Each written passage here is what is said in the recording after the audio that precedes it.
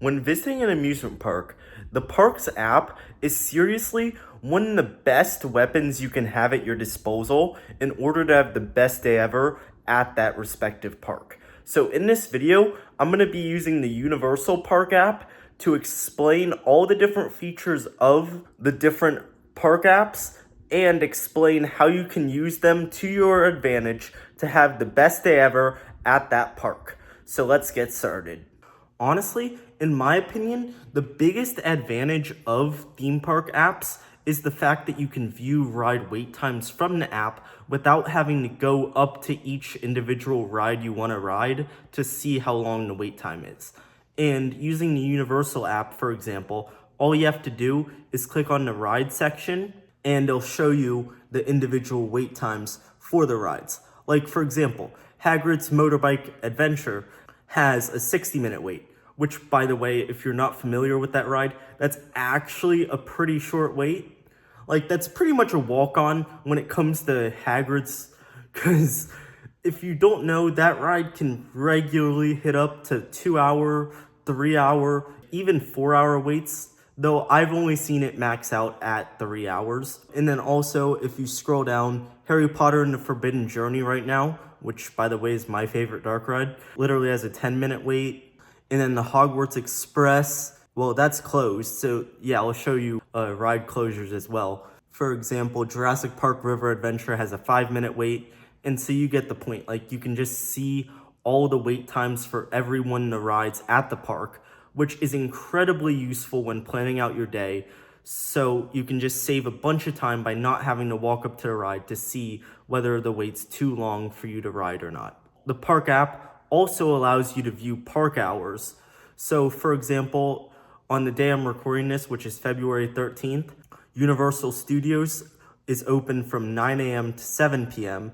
and Islands of Adventure was open from 9 a.m. to 8 p.m. So it's awesome that you can see the park hours from the app. And specifically with Universal, if you're an annual pass holder, there will be blockout dates depending on what pass you have. So the app will show you what days you can and can't go as a pass holder.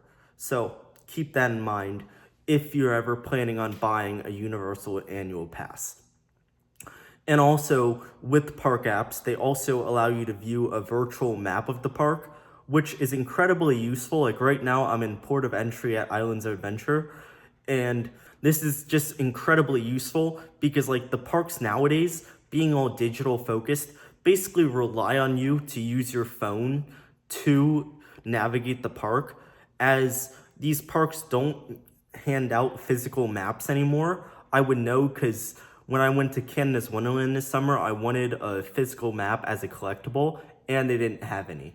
And that is a normal sight with many theme parks across the US, as all of them are just phasing out these physical maps in favor of just using your phone. So the park map will just tell you where all the rides are, all the shows are, all the food locations are. So that makes it just incredibly useful. And then also, like with the rides, the Universal Park app and many other park apps, I might add, will also show you the wait times for the individual shows, as you can see here. As the time I'm recording this at like 7 at night, none of the shows are going on because the park's closed. But if the park was open at the time, you will see the show times. And also, another huge benefit, in my opinion, of the park apps is you can literally buy tickets straight from the park app. Now, some parks will require you to create an account with the park before buying tickets, but this can be incredibly useful as you don't need to go on your computer and go to like the park website to actually buy the tickets. You can just do everything straight from your phone, which is incredibly beneficial. A benefit of creating an account with the park is that sometimes they'll offer benefits and discounts on like food and merchandise.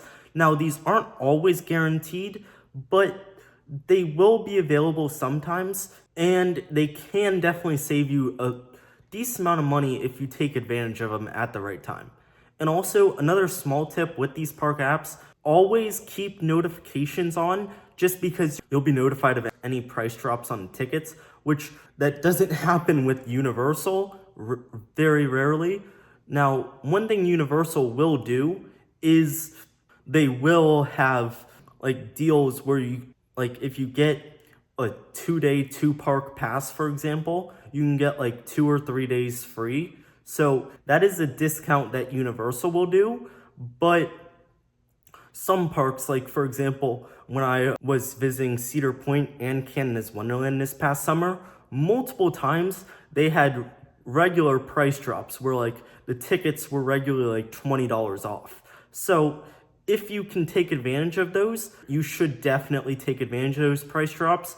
And the only way you'll really be notified of them is if you use the park app. So that's another major benefit of using any amusement park app. Many park apps, like for example, a Six Flags park app and the Universal park app, will actually allow you to order food from inside the park. So if you go to the dining section and like click on a random restaurant, let's just say, you'll see an option that says mobile food ordering. And if you click on that, you'll be able to see the menu and order food straight from the app. Now, one thing you do have to do with it to utilize this is to create an account with the park and put in your credit or debit card information. But once you have that, you're set. So those are all the main benefits of theme park apps. And these are some of the most useful things you can have available to you when visiting a park that will save you a whole bunch of time and lead to you having a way better experience at the park.